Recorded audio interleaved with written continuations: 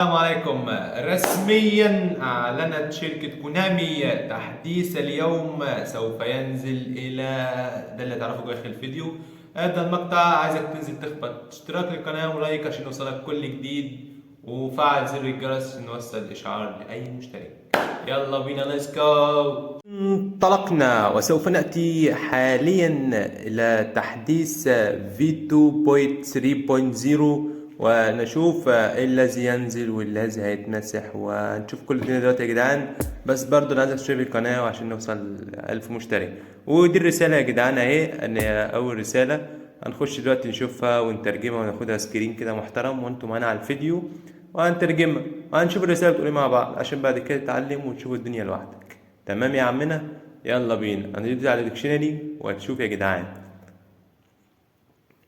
ثواني بس، تطبيق تخش على آلة التصوير وتاخد السكرين تصورته وتترجم الرسالة وتشوفها بتقول ايه، بدل ما حد يطلع يقول لك كلمتين يعني وانت مش عارف تترجم انجليزي وحوار. لا هو مش حوار يعني. تمام. انا اساس بس الصورة كده عشان تجيب لنا الحاجة مظبوطة، وبعد كده ايه. تمام. دلوقتي بقول لك ايه، اطلع عليه بتاريخ 23 ديسمبر ل 2014.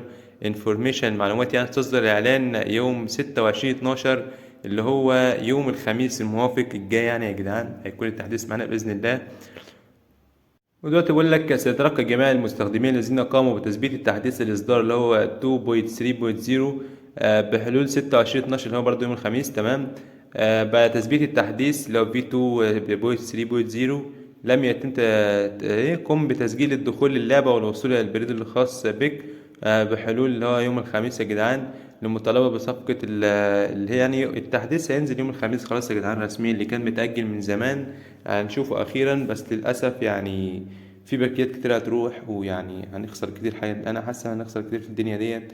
يعني أنا كان نفسي أفتح على ليون ميسي وعلى ليفاندوسكي، بس للأسف احنا كده مش هنعرف نفتح على أي حد خالص. يا وإن شاء الله الباكيات الجديدة هتبتدي نفتح عليها بإذن الله وهيكون فيها لاعبين أحسن. وفي فيديوهين جاي بإذن الله بكرة هيكون في تسريبات أنا هجيبها لكم، عايزك تنزل تشترك في القناة عشان خاطر تشوف كل حاجة بنفسك. وفي باجات كتير هتروح يا جدعان والله العظيم حرام. النيمار، ليفاندوسكي، شوب بتاع لاعب ميسي ولاعب المغرب، مرابط ناس كتير يا جدعان هتروح في التحديث ده.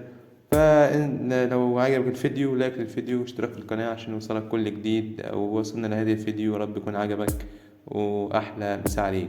سلام يا صديقي.